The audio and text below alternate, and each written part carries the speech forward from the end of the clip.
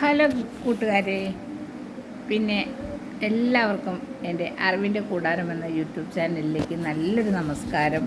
പിന്നെ ഞാൻ ഇന്ന് എൻ്റെ സ്വന്തം നാടായ മുളന്തുരുത്തിയിലാണ് എൻ്റെ വീട്. അവിടെയാണ് ഞാൻ ഇന്ന് ഞങ്ങളുടെ തൊട്ടടുത്തുള്ള മഹാവിഷ്ണു ക്ഷേത്രത്തിൽ ഉത്സവമാണ് ആയതുകൊണ്ടാണ് ഞാനിവിടെ വന്നത്. ഞാൻ താമസിക്കുന്നത് വൈക്കത്താണ്.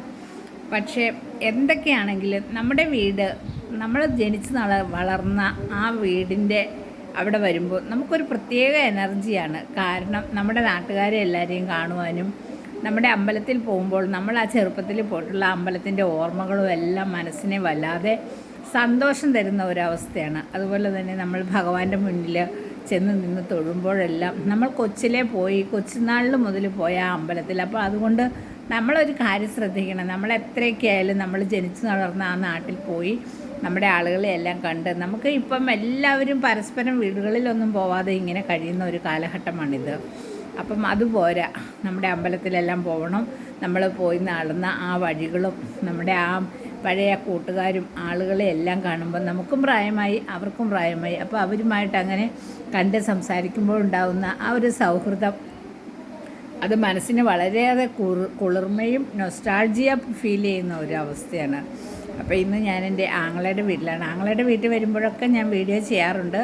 അതുകൊണ്ട് തന്നെ ആങ്ങളയുടെ വീട്ടിലാണ് ഞാൻ വന്നിരിക്കുന്നത്. എൻ്റെ ആങ്ങള ഒരു പട്ടാളക്കാരനായിരുന്നു. അതുകൊണ്ട് തന്നെ അദ്ദേഹത്തിൻ്റെ വീടെന്ന് പറയുന്നത് നല്ലൊരു വീടാണ്. പക്ഷേ അടിച്ച് വൃത്തിയാക്കാനും എല്ലാം ഇന്ന് എൻ്റെ ആങ്ങളെ പിരിഞ്ഞു പോയിരിക്കുന്നു. അപ്പം ആങ്ങളെ പോയി എങ്കിലും ആങ്ങളയുടെ ആ ഓർമ്മകളെല്ലാം എൻ്റെ മനസ്സിലങ്ങനെ തങ്ങി നിൽക്കുകയാണ്. അപ്പം എൻ്റെ ആങ്ങളയുടെ ഫോട്ടോയാണിത്. ഇത് ആങ്ങളയുടെ വൈഫാണ്. ഇതാണ് ആങ്ങള മരിച്ചുപോയി. ആങ്ങളെ മരിച്ചിട്ട് ഇന്ന് 3 വർഷം തികയാൻ പോകുന്നു.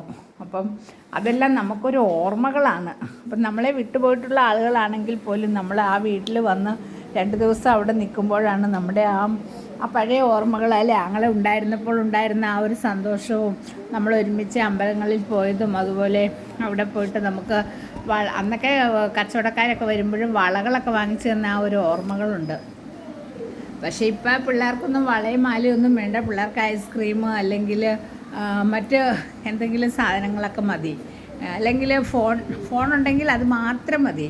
പക്ഷെ പണ്ടങ്ങനെയായിരുന്നില്ല. എന്തൊരു രസമായിരുന്നു അല്ലേ? എൻ്റെ ആങ്ങളെ വാങ്ങിച്ചു തന്ന വളയാണ്, അല്ലെങ്കിൽ എൻ്റെ ആങ്ങളെ വാങ്ങിച്ചു തന്ന മാലയാണ് എന്ന് പറഞ്ഞ് ആ മുത്തുമാല ഇട്ടുകൊണ്ട് ഓടി നടന്നിരുന്ന ഒരു കാലഘട്ടം എല്ലാം എൻ്റെ മനസ്സിലേക്ക് വന്നിട്ടാണ് ഞാൻ ഇന്ന് നിങ്ങളോട് ഈ വീഡിയോ ഷെയർ ചെയ്യുന്നത്. അപ്പം നമ്മൾ നമ്മുടെ വീടുകളിൽ പോയി, അമ്പലങ്ങളിലും പള്ളികളാണെങ്കിൽ പള്ളികളിൽ പോകണം, നമ്മുടെ വീടുകളിൽ പോകണം, താമസിക്കണം.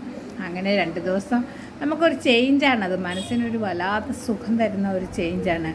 അപ്പം ആ ഒരു ഇഷ്ടം അത് നമുക്ക് ഒരിക്കലും മാറില്ല. എത്ര വയസ്സായാലും നമ്മുടെ വീട് എന്ന് നമ്മൾ പറയുന്നു.